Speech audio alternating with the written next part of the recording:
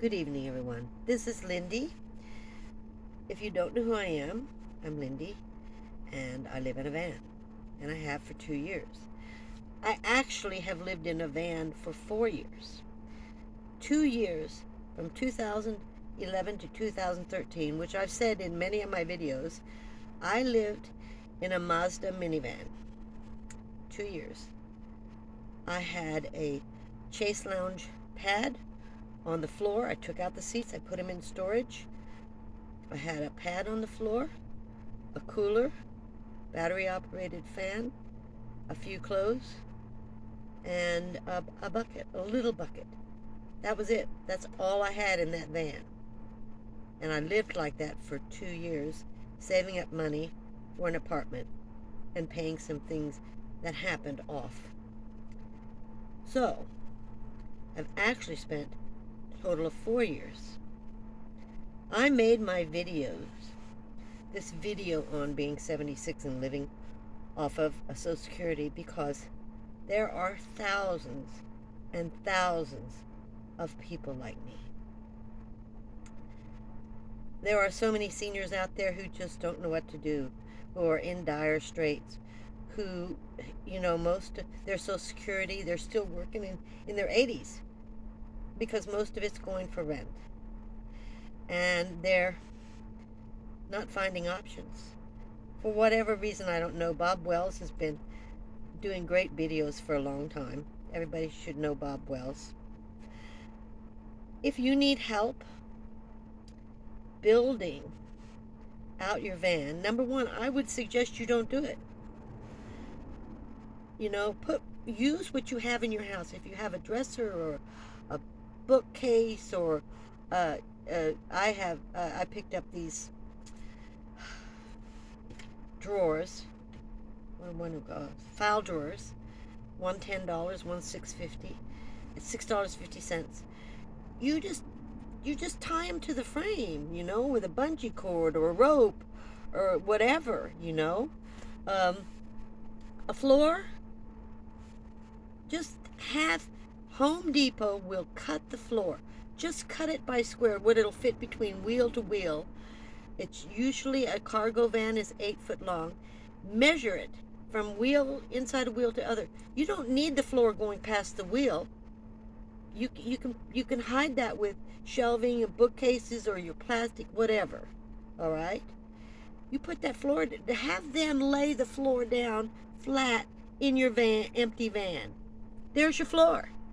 You don't have to screw it in if you don't want to, because once you put heavy things on it, it's not going anywhere.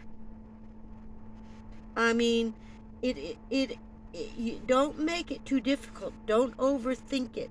Don't overbuild before you live in it. At least I had 2 years. I knew what I wanted, and I knew I was going to go back into the van because I liked it then. I still like it now. But I knew what I wanted in the next van I got. And you want to live in this for a few months. Have a bed, use what's in your house. Don't rush out and spend a lot of money. The only thing I would suggest, get solar. I don't care who you buy. I love Blvd. For the price, you get a lot of value. There are a lot of excellent solar generators. Jackery is one of the best on the market. Blvd, EcoFlow, all of these are good names. Study them and buy what you can afford. But I would not buy anything less than 1,000 watts. 1,000 watts can run an air fryer. 1,000 watts can run your lights, your fans, just about 80% of everything you have, including your refrigerator if it's 12 volt. Even if it's not 12 volt. My first refrigerator was a freezer, a mini freezer, and it used 50 watts an hour. Learn about solar. Learn about watts, what you think you'll need. Don't buy it before you look at the appliances you think you're going to use, and only buy it then to run those appliances. But you don't have to. You can buy battery-operated lights, battery-operated fans. You will need to charge your phone or your computer, but you can do it on your car. You can run a refrigerator off your battery car. There's so much you can do, and it's so easy. But Bob Wells started this L.A.V.A, Homes on Wheels Alliance, to help van people, to help them get started, to help them build, to help them learn. If you need more information, contact L.A.V.A. They have it all. They can send you information. They can tell you information. He is a brilliant man. He has done this for years. And I couldn't think of anybody better than L.A.V.A.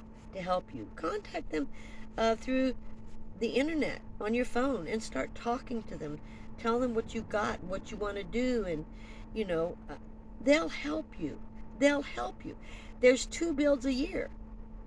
And one, you bring your van and your own wood, and they'll build it for you. And they'll put solar in, and they'll put panels on. There's so many ways you can get this help without having to pay for it, without having to pay for an $80,000 build or $20,000, however much it costs. You can do this. Don't build your van out until you've been in it. I want you to understand that. I'm not saying don't. I'm saying I must have changed mine 50, 60 times since I've been in. And all of it was from my house or thrift store buys. I saved so much money through everything in here is thrift store. Or I've had it for years, But even then, I had bought thrift store. My appliances are not thrift store. Well, a couple of them are. Sorry. Yeah, I buy appliances at thrift stores. My Blvds are not. My biggest expense in this whole van were my Blvds. And I have no regrets over it. I have none. My son gave me the large 2000 Blvd. He gave it to me for a Christmas present. It's very expensive. It's something I could never afford. I have suitcase solar, 100 watts, and 500 watts on my roof. You can get a 100-watt panel for $86. If you need that information, contact me, and I will send it to you, or I will tell you it's in this video, one of my videos. There's many routes to go. If I bought anything starting out at all, and the first thing I did buy for my van was solar. Everything else is pretty much thrift store, or I already had it. I didn't pay for wood, except for the floor, and my son bought that for me.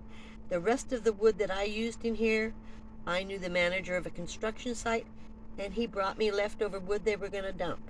I used free wood.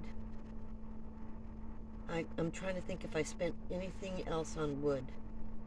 I can't. I still have some of that wood. I don't throw this much wood away. Could be a wedge. So I guess you're all saying, well, I'd like to do this. It's really hard. You can do this on a budget. You don't have to spend $1 million. The only thing is getting solar. And if you can't afford it, you can't afford it. You can live without it. I lived without anything, not a refrigerator, nothing, for 2 years. You can live without it until you can build up that you can afford it. If you've got the money now, that's what I would get. The only thing I would get. Everything else would come from my house or a thrift store. And if you can't afford a storage unit, I had one the first time, and this time I said, no, I really can't afford it. But once I made enough money to cover a storage unit on YouTube, I got one because it's tax deductible for a business, and they consider YouTube a business because I'm making money. And I took everything that was in my son's garage, and he allowed me to store all my stuff in his garage. I took over his garage, and I moved it to my storage. But I also have all kinds of stuff for YouTube in that storage, which allows me to make a tax deduction, which makes sense to me. It's very important to have as many tax deductions as you can get. So, gas mileage is tax deductible. All these tax deductions, you need your receipts. I keep every receipt. I list what's on that receipt. If it's used in van life, it's deductible. Or it's an asset and it can be depreciated out. I mean, there's so many things you can do. But when you first start out talking about taxes and you're not even on YouTube, and you may never get on YouTube, but if you do, if you live in a van, you should have YouTube, because everybody wants to know how to do it. You may do it differently than I do it. You need to have YouTube. And it may never make a penny. I mean, I've been doing it, I don't know, a year and a half, 2 years, and never made a nickel. Never expected. Don't expect to make money on YouTube. It's very difficult to get subscribers. It's very difficult. It's a lot of time, a lot of energy, a lot of videos. You get nothing. And once you start making, you're not making a fortune until you get to be one of the big boys. I may never reach that point, but I'm not worried about it. I love doing YouTube. And for that reason, I think it might be growing. Well, it has grown. It will come. It will come. But it gives you something to do. And you can do history like me. I started mine telling my story. Be open to all of this, guys. And don't start your van. I'm telling this about the van life and living on Social Security because there's so many people like me, and I want to help them have an alternative lifestyle that maybe they can be comfortable in, and maybe they can enjoy, meet other like people, and over time build up their money and get back into something they can afford. I think rents and property is going to come down, so we'll see. I'm trying to explain this before I put my next series up. And these nails are real, they're mine. I don't spend a penny. So please, no more comments about my nails. They're mine. If you can't tell, this one is really short. It's been broken off. I mean, they're all different lengths. They're not the same. They're not glued on. They're real. I spend no money on my nails. I have a lot of nail polish. I discussed that already. No money spent on my nails other than acetone. Gotta go. I've taken up too much of your time. I hope you keep responding and asking questions about how to get into a van, and I will help you as much as I can. Thanks for watching. Camo.